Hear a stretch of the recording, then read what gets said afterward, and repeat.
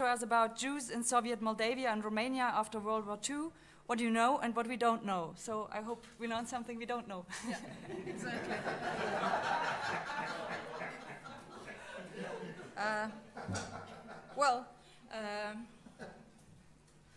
First of all, thank you for the invitation to this great conference so far, and looking forward to hear many more presentations and talking to colleagues and friends.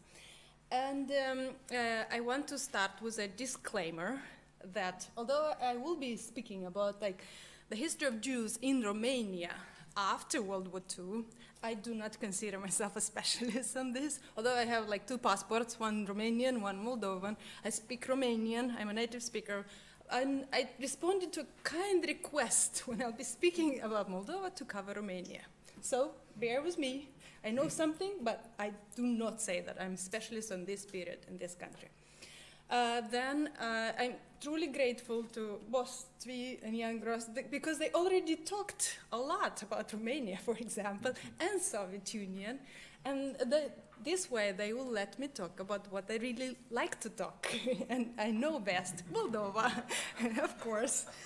And so this is my plan. So the plan is to have a really brief overview of the state of historiography in both Moldova and Romania on this period. I took it literally, the instructions from the organizer, that it's going to be about 45, 68, so I'm trying to be good. And then I am going to be speaking in length about my own current project. I'm sorry, but this is what I know and excited about. And then, since that period after 53, which is already outside my expertise there, I'll try to cover briefly, speaking about Moldova in numbers, because as you'll very soon see, not much knowledge is there about what happened in Moldova.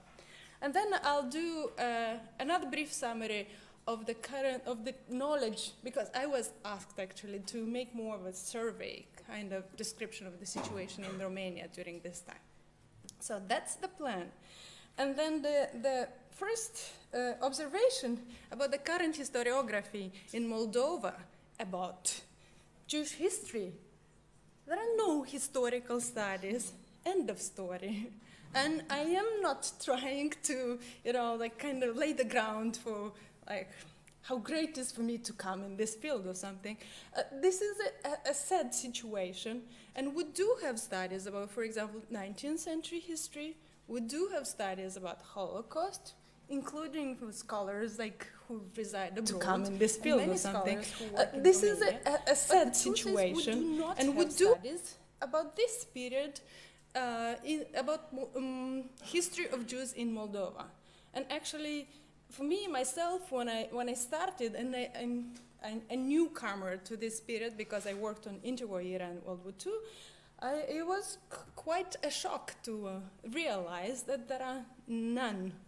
There are basically, I can name two articles. One is an anthropologist who did something on Jewish ethnic economy in belts, and another, a literary study person who was interested in Michiel Schreibman's work. But otherwise, yeah, nothing to talk about.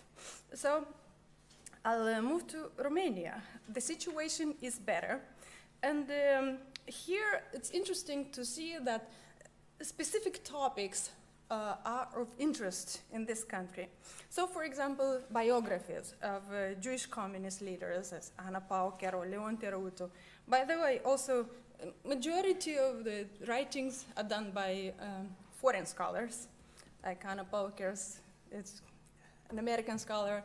Leon Terutu is also a Romanian scholar who lives in America. It's an American scholar. And then some biographies or autobiographies of Jewish community leaders. Alexandru Shafran, Moses Rosen, yeah. Then, of course, is of interest the Zionist movement, Aliyah of Romanian Jews. And again, Radu Ioanid, the one who wrote about ransom of Jews.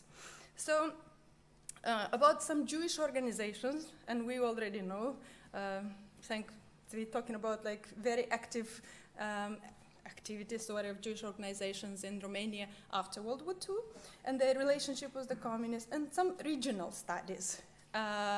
And here, like regional studies about Jewish life in Transylvania or Banat. So definitely much more interesting and exciting work. What I am doing is really connected to late Stalinism, what I call basically 45-53 in Moldova. And I am researching at this moment the archival material that I managed to review and access is very much connected to the relationship between Jews, state institutions, their relationship with Gentiles. So tentatively, what I'm doing now, like kind of the roadmap for my very recent research agenda is about Jews, is about like social mobility, anti-Semitism in Soviet Moldavia. Interestingly, of course, I have to put this scholarship inside the scholarship of Soviet Union. And there is an impressive body of literature for this period, but of course, this literature is like heavily focused on very important things for the history of Jews of Soviet Union. It's like basically persecution and expulsion of Jews from various spheres, from various professions. These are the kind of the most important works, or representative of the important works. It's about, so what Stalin did to Jews. Either Doctor's Plot, either the fight against like Jewish anti-fascist committee, and of course the impressive body of work by Kostyrchenko, which is about repression and exclusion, both at the center and sometimes at the periphery. There are a couple of works about the periphery. Interestingly, my story about Soviet Moldavia fits and doesn't fit this body of literature. So I am going to speak especially about like things where it doesn't fit, because that's the interesting and curious part about Moldova. So unlike the tendencies that were described heavily in like all this literature, especially Kostyrchenko's literature, we do encounter a different trend, actually an upward social mobility for Jews in the Moldovan Soviet Socialist Republic. This resembles more 1920s Soviet Union than what would one expect to happen after World War II. So you have a Jewish population of 3, maximum 4% estimation in Soviet Moldova. But look at the numbers here. So for example, member of the Central Committee of the Communist Party, 22%. A leadership position in Ministry of Soviet Moldavia, 14%. Prosecutor's offices, 17%. Student at Pedagogical Institute, that was how my university was called back then, the first institution, 45%. Chișinău State University, 21%. Legacies in previous professions, I mean Interwar Bessarabia professions. Of course, a lot of lawyers. So this is still there, like 59%. Medical cadres, 69%. Students, because new opportunities inside Soviet Union during the entire period, this number fluctuated between 16.3 and 19.7%. And in sheer numbers, you see a steady like growth of these numbers. Jews were a numerous group of the Union of Composers. In 49, they were 44%. Even more surprising, by 53, the proportion of Jewish members in the Union of Composers, Moldovan Socialist Republic, it increases to 47.6%. Union of Writers, 43%. By 49, increases to 43%. Decreases back to 33%. So the interesting part is that although, of course, I'm looking for trends, trying to understand when is this year when it maybe declines, it's complicated. The story is more complicated than this, because it could decline, for example, in 48, but then rise again, you know, in 50, 51, 52. So there is not one single trend that will give you the right to say, aha, I know now that in 48 it was like this, and so you have a nicely graphic. No, that's not true. The only actually trend that I do see, it's after Stalin's death, because then every year the number of students declined every single year, going down to 2% in '88. So it seems like Stalinist period, statistically, it was the best percentage in many spheres. Yeah. The one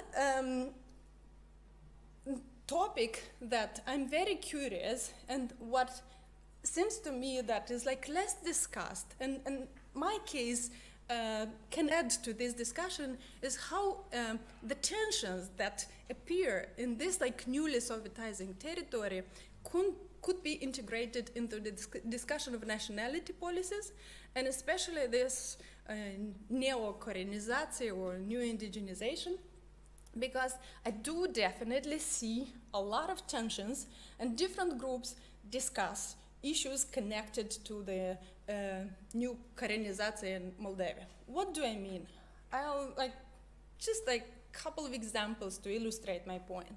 For example, 1946, we have reports that students in Chișinău at the Pedagogical Institute, Jewish students, discuss one issue. Why 5 Moldovan students were promoted for doctoral studies, when really you do have much better Jewish students, better prepared, and more intelligent? What kind of policy is that? This kind of promoting national cadres, and they do want to know what the future holds for them, for Jewish students. And the documents say that, well, the document talk about неправильное понимание и толкование, so that they do not understand in the right manner, and they do not interpret in the right manner this nationality politics in Soviet Moldavia. Well, a lot of groups were unhappy, and a lot of groups were not understanding for different reasons. So, for example, this guy, Dmitry Haritonov, writes another type of letter to Stalin complaining about the situation of Moldovans. He is really unhappy, saying that, for example, I can quote, Moldavians are humiliated, insulted, thrown into the street from work. They're now unemployed, thrown overboard. He believes that, it's he said there are no Moldovans in mid-rank party personnel, no Moldovans in leading positions. So what kind of nationality policy is this? He's invited to have a talk with the first secretary of the Communist Party of Moldova. He is offered a nice job after the conversation, but as you could understand, this wouldn't help the entire Moldovan population in the Republic of Moldova. Or Moldavia. I'm sorry if I was going back and forth between Moldova and Moldavia. Here I have another case, which it's a little bit complex, and it may take me more time to explain, but I think it's an important case because I believe that it shows some really intricate details of what is happening in Moldova and possibly in some other places. So this is the situation of Leonid Kornfeld, who was a famous poet, playwright, folklorist. He had a meeting with Andrei Gazun, the vice head of the propaganda section of Communist Party of Soviet Moldavia. And he mentioned during that conversation that he is upset. It was Gazun, actually, he was upset. And he said that Chișinău smells of anti-Semitism everywhere. And much to my regret, anti-Semitism has contaminated the apparatus of the Central Committee of the Communist Party of Moldavia. In 2 days, Kornfeld was asked to see Nikita Salgor, the first secretary of the Communist Party of Soviet Moldavia. And he is asked to provide an explanation. Really asked several times. Kornfeld admitted probably he made the wrong conclusion when he learned that the text of his songs were not accepted for publication, and when he saw in the very same list highlighted in blue pencil the family name of Kershfeld and Zlatov, both Jews. However, when further pressed to explain his accusation of anti-Semitism, an unnerved Kornfeld replied, it was a really negative development to see that some representatives of the Central Committee started to follow some principles of bad attitude towards Jews. And Gazun thinks that there is some new national policy, especially when dealing with promotion of cadres. And he was like basically really unhappy that his texts, song texts, were removed from a volume to be published. So, if one would sum up Kornfeld's incident, based on the archival document, this is what I did at the beginning. I was like, okay, so this Gazun is anti-Semitic, and like definitely whatever was in his mind or instructions were, that was probably the case in trying to put impediments to Jewish authors. It's interesting that a confrontation with some other sources, in this case oral history, gave me a possibility to collect additional information on Gazun's circumstances. So I found out that he was married to a Jewish woman, had 2 kids. Even more, like after World War II, they sheltered in their house a Jewish orphan, a Holocaust survivor, from her wife's family. And the most interesting part is that Kornfeld knew about this. Because 1940, they lived in the same courtyard. They they were like, the kids played together, family friends. It came, so I was like shocked that he accuses of anti-Semitism, this Gazun, knowing what's happening and his circumstances. So it is an interpretation here, and I understand this, like, I'm very cautious about like understanding how you could read or misread the story. But at the same time, it seems to me that what could happen here is like basically it's a reverse side of the doctoral story students in Chișinău. So Kornfeld, he was born in Soviet Union, so he knows like the system. He knows how to work inside the system. Complaining about this like nationality policies, sidelining Jews, like it doesn't sound smart to complain about this policy. Complaining against anti-Semitism, well, he did achieve one thing. Like in 2 days, he was asked to have a discussion with the first secretary of Soviet Moldavia. It definitely seems to me as a much smarter approach and pragmatical approach, at least like to resolve your own problem. You know, it won't change the policy of the government, but so that's the only thing I'm trying to say about this incident. Not trying to overstretch it too far, but that's my point. So what is interesting also about Soviet Moldavia is that the old form of anti-Semitism and anti-Jewish feelings are definitely infused with new spirits and new causes and new grudges. So first of all, the hostility towards newcomers, and there is a significant segment of newcomers. They are Russians, they're Ukrainians, and they're Jewish as well. Coupled with this like new visibility of Jews in important positions definitely create a new way of speaking and expressing discontent in Soviet Moldavia. So, for example, I have a quote from a letter to Stalin when somebody is complaining that, like, really, 1948, that the republic turned into a Moldavian republic with Jewish dictatorship, no more, no less. And Nicolae Kovu, who was the first secretary during the period, the first secretary of the Communist Party of Moldova in 46-50, he definitely became one of the targets of numerous complaints that he is sheltering Jews, that he is promoting Jews, that he is like one of the big supporters of Jews.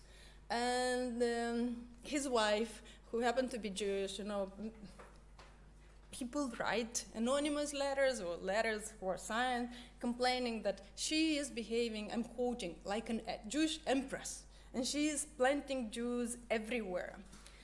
The point that I have here was legacy of interwar era, new Soviet cadres. It's very interesting because yesterday what Jan Gross said about Eastern Europe, it's definitely very different in Moldova. It's similar in sense that a lot of people sneaked into these positions, and actually it's because the Moscow government has no clue who is who. You need time to understand who is who. And you may find in 1 year or two, so a lot of people, they discover them basically every year, you know, and the documents are full with information about political mistakes, you know, that the Kuzist on these positions, Kuzist member of Interwar Romanian party, highly anti-Semitic, that former Romanian gendarmes hold positions, that participants to 1941, one thing is clear, the Soviet government in Moldova, they do not want them to stay in these positions. Every time they are discovered, they are removed, and in some cases, with a legal file opened against them. So in this sense, there is a difference how this plays out in this territory.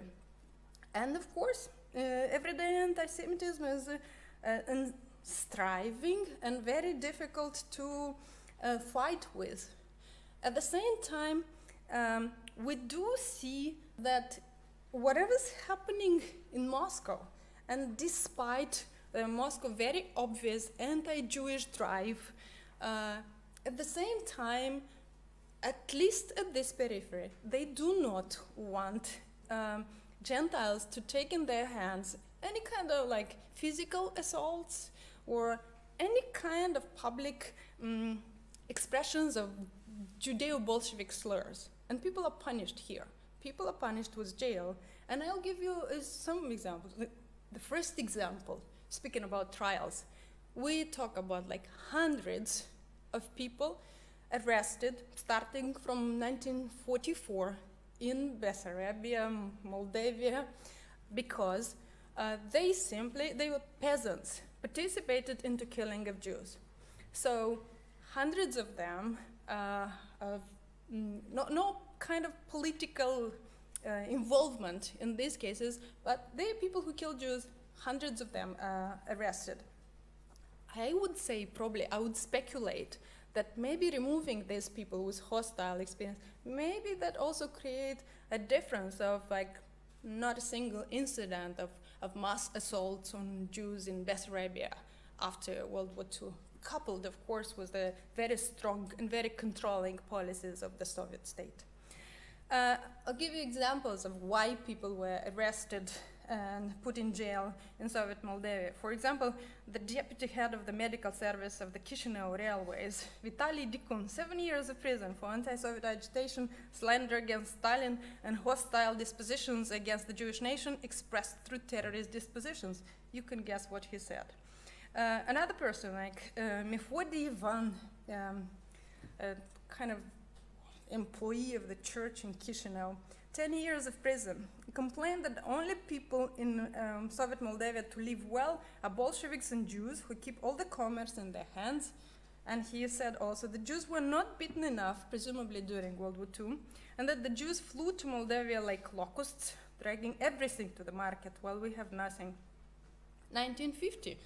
Who would assume that you can put people in 1950 in jail for saying that soon the Americans will come, will chase communists and Jews? And the guy was in a cafeteria drunk after that. He was 10 kids at home. He tried to say, it's like, he doesn't remember anything. Too bad for him. Nobody cared. 10 years of prison. This is not to say that there were no things that resembled the policies of the center.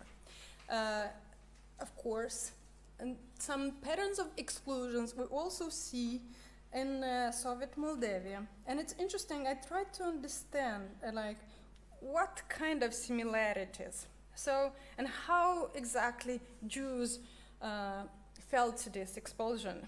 And so first of all, through this screening and party cleansing, of course, and through the screening of top management personnel, even of those who are not party members.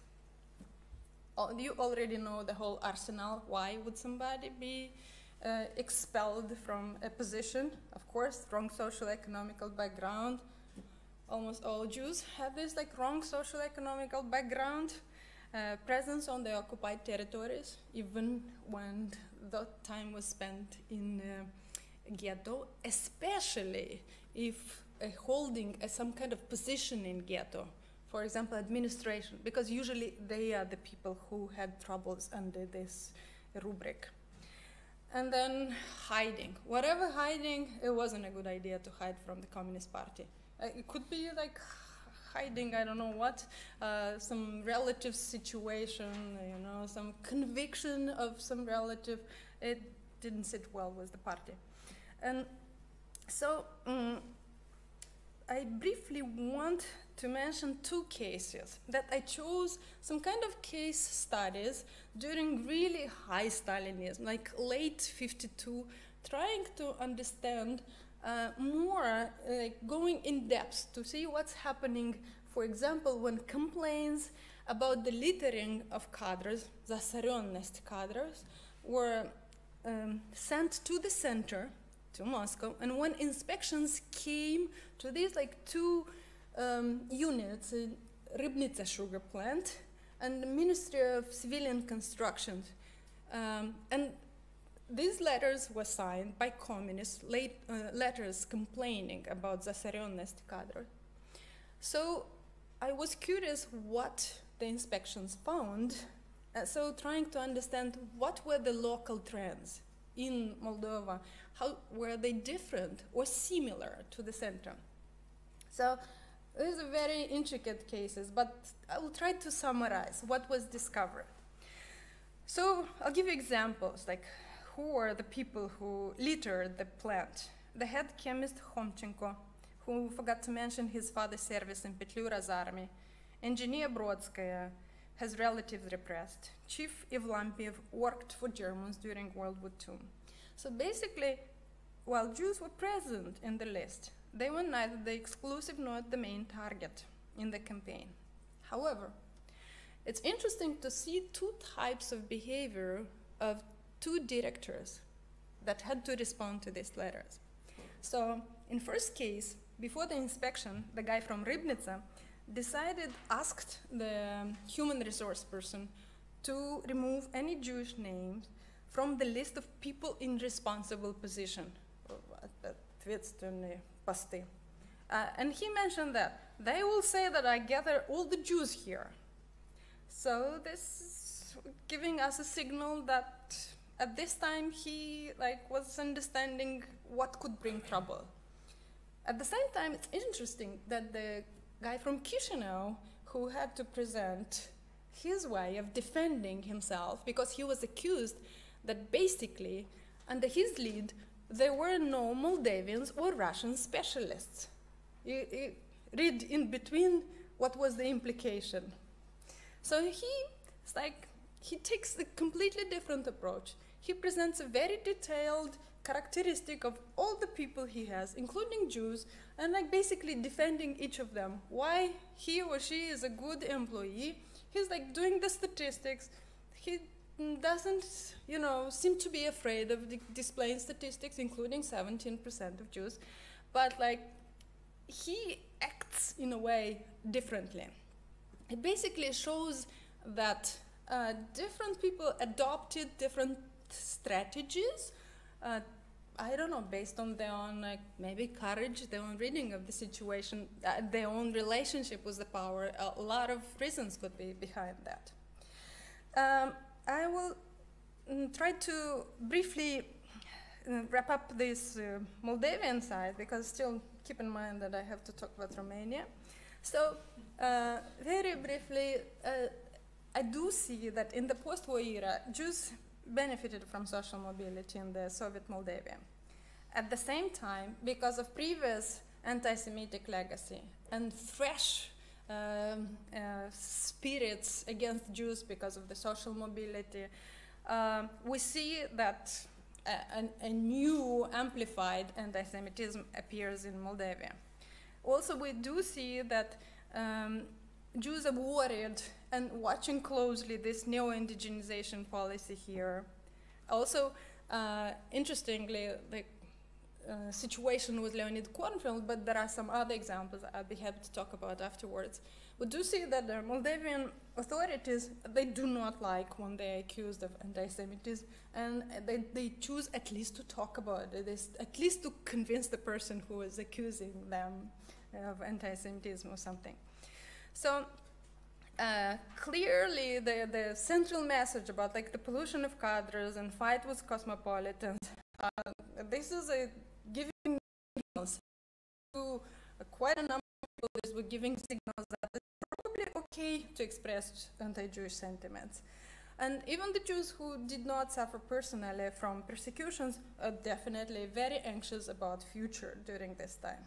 So briefly in numbers about the following period. 1959, we have 95,000 Jews, which is 3.3%, and which makes it the highest proportion of all Soviet Republic in Moldavia. Also, interestingly, 50% of them named Yiddish as their native language, which is important. And then see the numbers of students, how they decreased by 1968, only 6.5% of the student body. Still an important share of Jewish personnel in the Academy of Science of Moldavia, 10% in 66. And by 1970, although the number of Jews increased to 98,000, it decreased to 2.7%. Romania. The situation of Romanian Jews is very interesting because the community of Jews in Romania is very fragmented, socially, economically, culturally, and politically.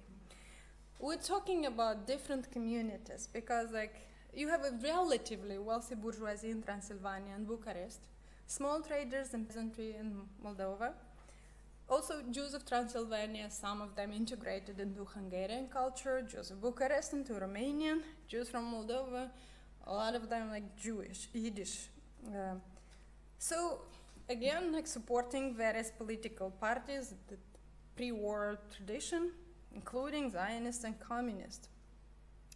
There are several stages or periods in the history of Jewish community in Romania, and the first period, which is relatively liberal, the first 3 years after the war, it's a relative fragile democracy, which basically can be described by the reestablishment of communal life, when schools, newspapers, organizations, including like Zionists, were functioning, orphanages, canteens, synagogues.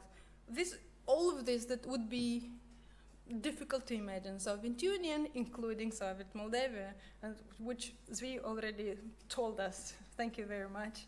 So restitution happens, although piecemeal and incomplete, and in Transylvania more efficient. A very curious also difference again, joint Jewish agency is very active and covers most of the material needs of Jews, unlike Soviet Union again. And a strong campaign for so-called the Jewish restratification was called restratificare in Romanian, basically trying to make them productive, to move to a productive way of life, preparing them for socialism. Then Jews present in leading communist party positions, again we've heard about this yesterday and today, trade unions. And the party basically, during this stage, attempts to control Jews through this so-called Jewish Democratic Committee, CDE. But everything stopped in the next period, from 48 to 54, when all organizations like Joint, ORT were prohibited. Any communication with foreign countries was prohibited, strong anti-Aliyah message. And this is the time when all previous organizations basically came under state control and the party control, and synagogue remains the place where Jewish communal life is active. CDE is not needed, therefore dissolved. party now is like in good shape and good control. And then repressions start against Zionists, speculators, but also including some very prominent communists like Anna Pauker, for example. And the percentage of Jews in key positions is decreasing now. Then what was also mentioned, some kind of cautious relaxation from 55 to 68. And this is, again, a period when we compare it to Soviet Union, is like very different. It was like, yeah, Talmud Torah schools, review of Mosaic cult, Rabbi Moses Rosen that cooperates with religious and political leaders from different countries, which is unheard of in the Soviet Union and Soviet Moldavia, for example. So it's also relaxation and a revival relationship with the West, including Israel, Jewish international organizations, and freeing some Zionists from imprisonment. But a special chapter of the Romanian history of Jews, of course, is Aliyah of Romanian Jews, because this is very much kind of the chapter of the Jewish history in post-war Romania. So I will sketch it briefly in numbers maybe, and like who is living and from what areas. So 45, 47, there are no impediments for living, and mostly people, like Jewish people from Bucharest and especially poor areas of Romania live. Over 30,000 Jews live in this phase. Then in the next phase, interestingly, there are no impediments to live, but a very strong public anti-immigration campaign. And then for the next 5 years, this immigration is blocked. And only in 1958, the immigration is renewed. And this is the time when a lot of prosperous Jews from Transylvania and professional urban elites leave. And by 1968, those like almost 250,000 of Jews from Romania are gone. And it's shocking to look at the numbers when you just like compare that in 1966, Jews in Romania were less than half compared to the community of Moldavia. This like tiny piece of territory now has like more than double of the community from Romania. And I will go beyond the date of our conference. I'll just show that in 1977 in Romania only 24,000 of Jews were left. I think I'll stop here. So I'll leave because I was told to keep it under 40 minutes. So I've done my work. If there are questions, I'll be happy to talk more and say more.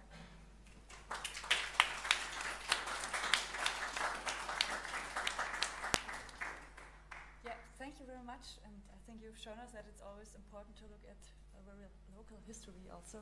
So, there are any questions? Yeah, oh, there are many questions. Got me. Thank you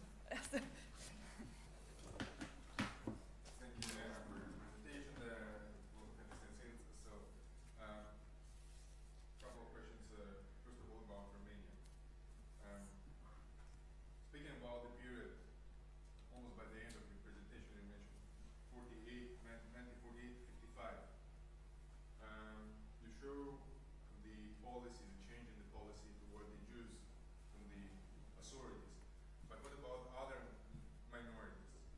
Or it was unique policy of the authorities toward Jews only? Because sometimes without comparison to other minorities, it seems that the Jews suffered a lot, blah, blah, blah, blah, blah. Not argue that it wasn't, probably is. The Romanian state, etc. Other side, strong anti-immigration propaganda. So what did they want from the Jewish community? To disappear, to evaporate, to what? And to the Moldavian issue, you mentioned this incident with the anti-Semitic letter, Dikun, but actually he came to the state, to the party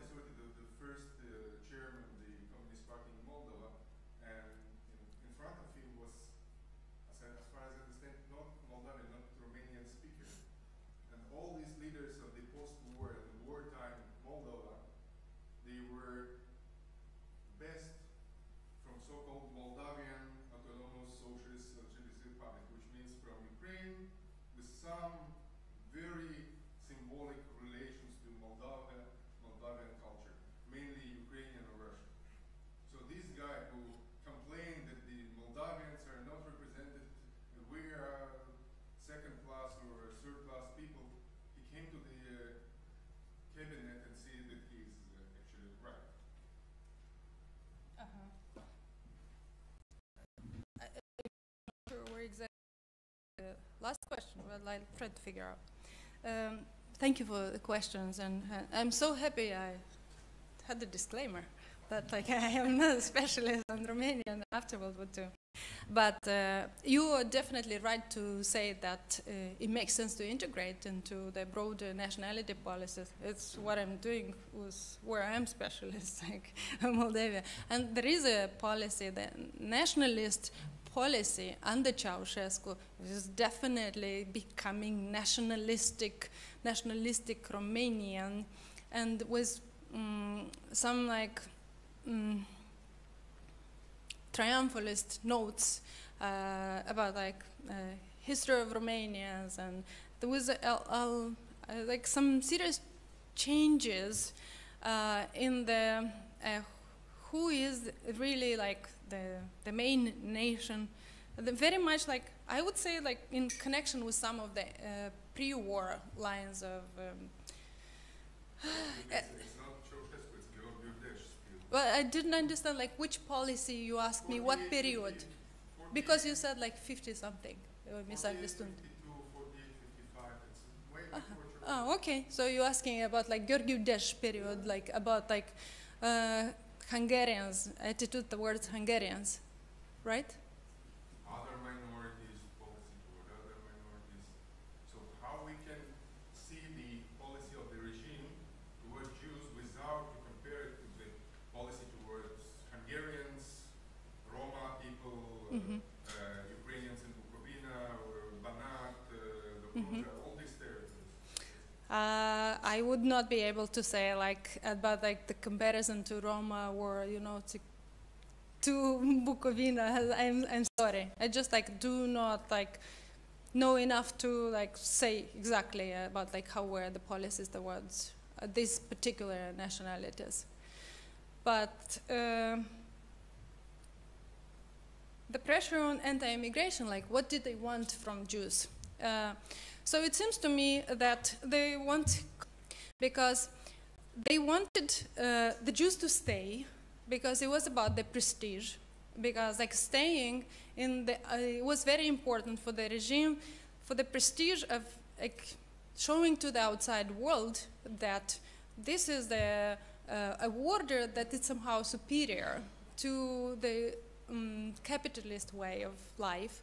And so it was like, we know from the internal discussion, even of the Communist Party members, that they were truly upset by this choice of Jews to leave the country, because they saw it as a like kind of an insult to the policy of the Communist Party, because they assumed that the policy is very friendly to the Jewish population, so they simply disagree with the choice, which was very much a kind of both an economical choice, but also a choice in the sense of freedom, the social political freedom that was like restraining in Romania.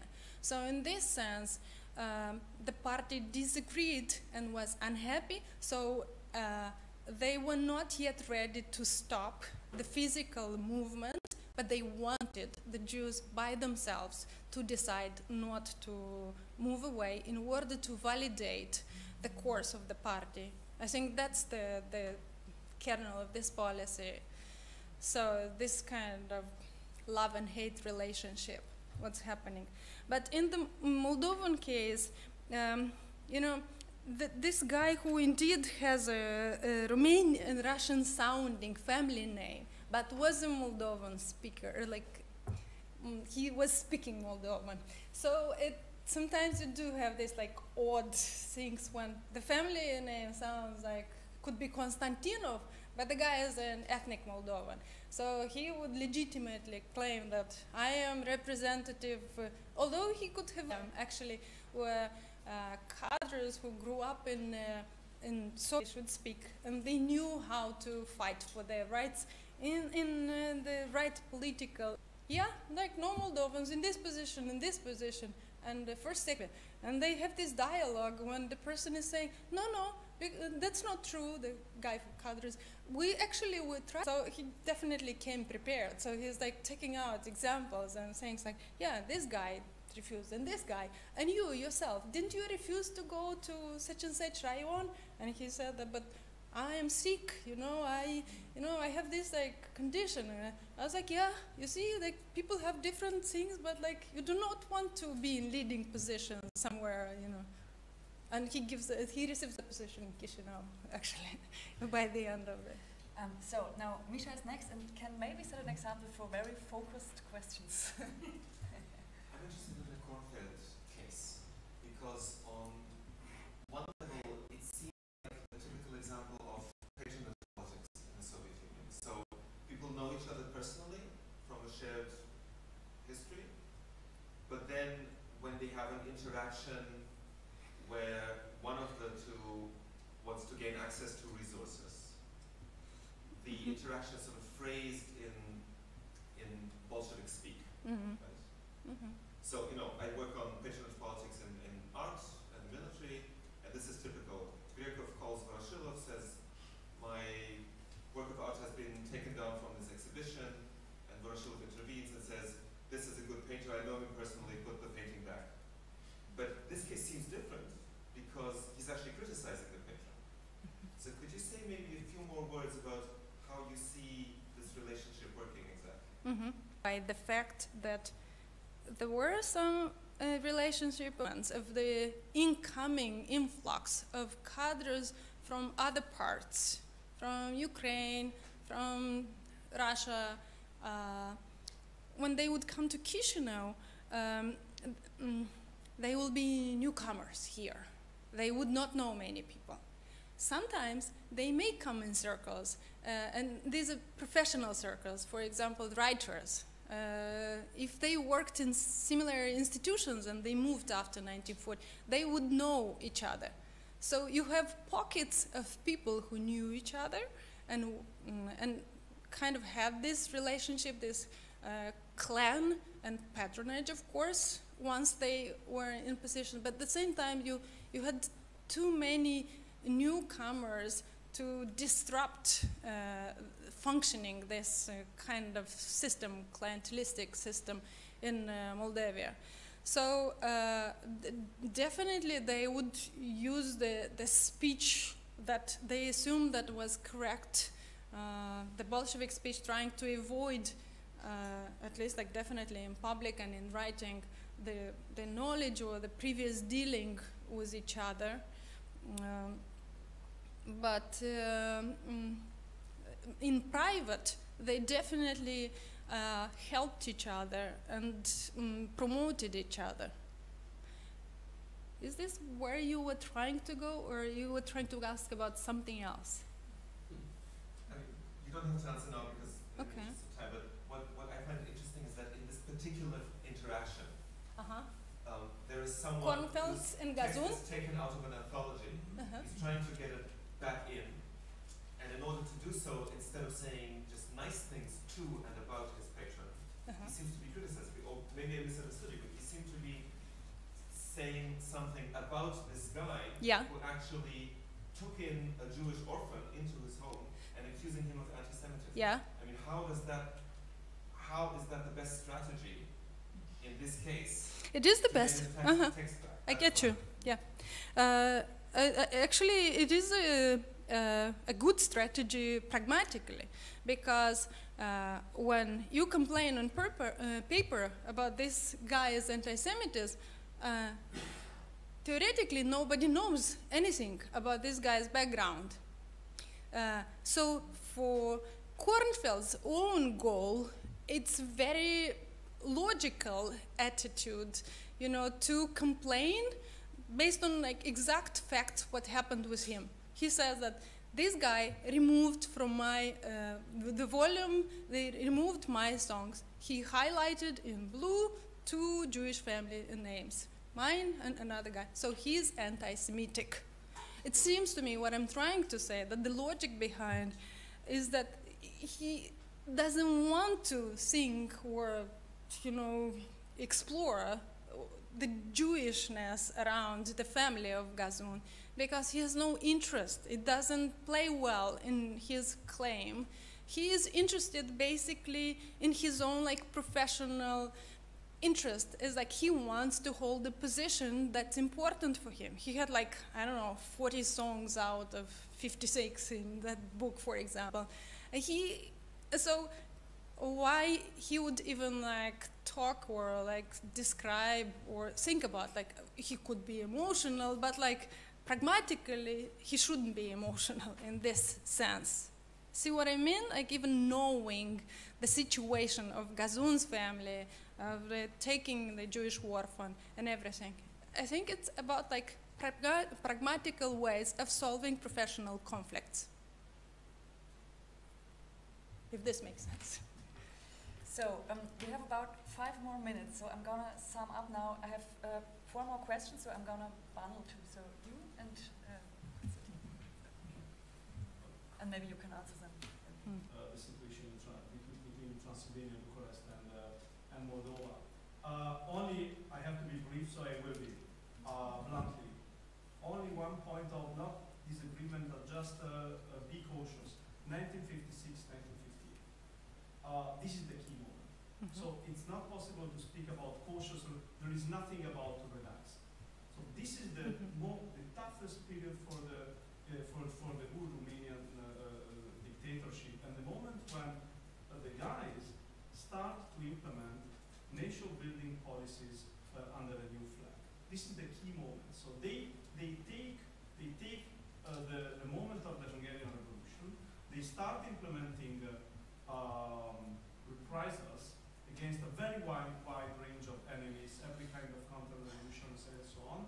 And then in the early 60s, you have so-called economic trials. So if you want to go after new kind of Romanian communist anti-Semitism, you have to find and you have to go after anti-corruption trials. This is the point. Anti-corruption trials is the alpha and the alpha omega, because it allows you to get rid of objective enemies all around the place, because everyone is stealing in this system. So every chief accountant, every person placed in a good position has reasons to take something. And then, if you apply the law, you have very good reasons to catch everything, like nowadays. Exactly nowadays. It depends on you. It's up to you whether you start the campaign, how intense will be, and who are going to be the next step. So there is a very good book written by a lady called Veronica Rosenberg. He lives in Israel. Just came out on the economic trials, which also affected his own father, but he made, as far as I know, the first systematic inquiry on the economic trials between 1960 and 1964. I did something on early period 1958. I think this is a very underestimated thing. Tismanian totally skips the post-1956 period, and it's totally absent from the Romanian historical narrative. But you are not from Romania, you don't have to be bothered by this. Just do it your way, because this is the point. Post-1956 is the key to understand the whole Ceausescu period in Romania. Thank you very much. Very enlightening for me as well. Different actors are doing different things at the same time. In the 40s and 50s, Jewish organizations against the resistance of Jewish communists in those organizations who would lose their position and political patronage if the campaign was successful.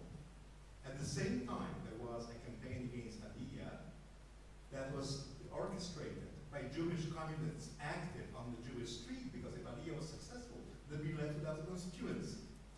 So what seemed to be a contradiction was simply different actors following their own political interests.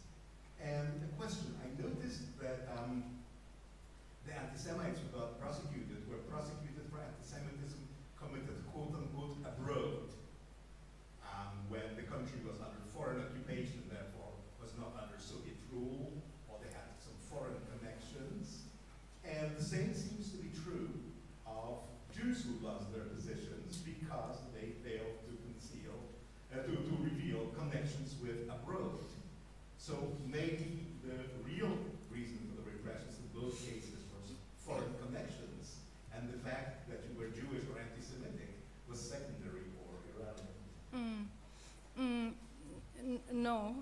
if I said so, then anti-Semitism. Mm-hmm. Yeah, they were people who were persecuted because of the anti-Semitic talks in Moldova in 46, 47, 48. And the secret police found about these discussions and took measures of removing them from the socialist society. Like, yeah, but there were also cases when people were punished for things that they did in the interwar era. And then even Soviets recognized that that was legally questionable what they did, punishing for breaking the law in a different state, in a different era, which they had no legal supervision. Yeah. Okay, so I have the two last questions. This is you and the gentleman in the last row. Dariusz. Sorry. Oh. Yeah. Yeah, actually I want to thank you for bringing some complexity to the Soviet case, because I felt that the discussion so far has been very much somehow the Soviets have this much stricter, much more anti-Jewish policy, and Eastern Europe has this sort of remnants of tolerance, which I think is not quite reflecting the situation. And I think in Moldova it's interesting, it's quite clear what's happening. Clearly the Moldovans are even more discredited than any other minority, and therefore the Jewish population as actually having a natural confluence of interest with the communist regime is seen as the one to promote. What is really interesting is how it switches, and why is it that the Moldovians can rehabilitate themselves from fascism and collaboration within the next 15 years, while the Jewish population basically sinks, the star is sinking. And is that something which is sort of harking back to a deep-rooted anti-Semitism, or is it something which is happening in the international sphere, the creation of the State of Israel, the ensuing conflict? So is that sort of something, is it that the Jewish reputation is going down in the Soviet sphere, or is it that basically old sentiments can surface and the Moldovians as a nations which at least have a territory come back and can claim their Kolonizacja? So I thought I also wanted to quickly mention that these cases, like you mentioned in the Pedagogical Institute, I saw a file like this in Moscow, so not only in the periphery, but these cases were often going backwards and forwards with two double discourses going on at the same time, because you had a choice. If you wanted to achieve something, you would either appeal to the internationalism of the communist ideology, or you could appeal to the sort of undercurrent of Russian nationalism, xenophobia, anti-Semitism, and sometimes these two discourses really battle it out, which I think is sort of what is happening in your test cases too. They're both valid in a way. They're not, and it sort of kind of depends what is seen as more valid at a particular point in time. But this particular file I saw, which was literally, I think it went over 2 diela in Gasby, and lasted from 48 to 56, and in the end the professor under question was Jewish and had been attacked by one of his doctoral students. So the same thing again, a patronage gone wrong. He died, and that closed the case. But before it was sometimes she was included, sometimes he was excluded, and every legislation had a new take on it. But anyway, thank you for a very interesting talk. Thank you. Let's just take Okay. the last one, Yep. and then you can. Sounds good. Sounds good. Yeah. Yes. Thank you for your paper. It shows the potential of comparative studies, and actually I was making my own presentation, which is often interesting. I have 3 specific questions. One is, both Moldova and Northern Transylvania are excellent cases to investigate the consequences of a post-Holocaust situation. If Jan Gross is right, that the situation of taking over Jewish property practically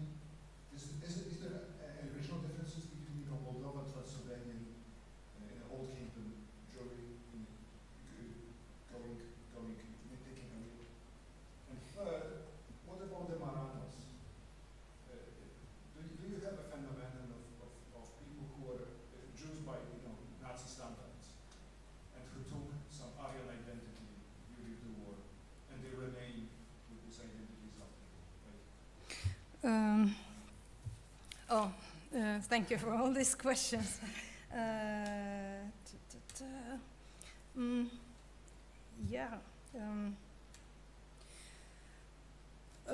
So to start with, basically, thank you for pointing to exact the things that I forgot to mention, somehow assuming that are obvious. There was a very strong reason why the Moldovans are not promoted as they would like to be promoted. The census showed that it was like 61% illiteracy in Bessarabia. And guess who was the most literate group of those population? Of course, Jews were the most literate population. And in addition to this, they were probably the ones who were Russian-speaking, like Russian speakers. Like most of the Moldovans would not speak, were like weak, you know, especially those from the countryside, maybe the Moldovans from the city. So, and then of course, their loyalty was much more on a safer ground than the loyalty of Moldovans who were like torn in between, you know, it's like they lukewarm towards Romanians, but it's very shaky, and you trust probably worthier compared to others. And definitely the situation will change afterwards, and the Moldovans would start coming in bigger numbers. And my explanation, at least at this moment, based on what I've seen in the archives, I guess it was even by design that it was meant to happen from the point of view of government. That was by design the idea behind the neo-Korenizat from the moment they enter university, so that they have a trustworthy background. You educate them in your values, they come and fill in positions. So Jews probably will have to leave those positions. And of course, like they add up and complicate and become more toxic, and also they do drive out Jews, you know, through the kind of governmental decisions and understanding or view of the situation. So they all like coupled together in this like driving away Jews. I feel your anxiety of like finishing this. So I will be happy to yes, the consequence of the post-Holocaust situation. You talk about like Transylvania, and again, that's not exactly the territory I know most. You know, I know that basically there is not much research on this post-Holocaust in Romania, but for example, Jean Ancel, he tried to write about the return of Jews after the Holocaust, and he speaks about history. And when you listen to other archival or like oral history recorded, Jewish people, sometimes they chose explicitly to relocate because of tension in their own like villages. But the difference is that when you do claim your property, meaning like your house, your something, usually the regime is on your side, not on the Gentile side. It would be very complicated, I would say almost impossible, to claim a property that was occupied by the Soviet institution. Too bad. What will happen in this situation? Best case scenario, you receive a substitute. Somewhere in the outskirts, in a different, like smaller, but this is what usually will happen. And from what I understood reading from like secondary literature, at least in Transylvania, they say that, especially say that the process of restitution was better and more efficient, presumably because like showing to the Hungarians, trying to show a better example, this Romanian nationalists trying to, you know, this competitive strike was Hungary like doing this. Yeah, I think. I'm really sorry we have to break this. Yeah, that's fine. Much more to talk about, and thank you very much for your talk.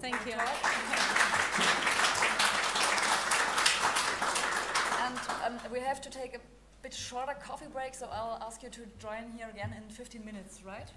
Yes, we have over half an hour behind schedule, so in the interest of having lunch at some point, please be back here in 15 minutes. I'm sorry, I didn't want to.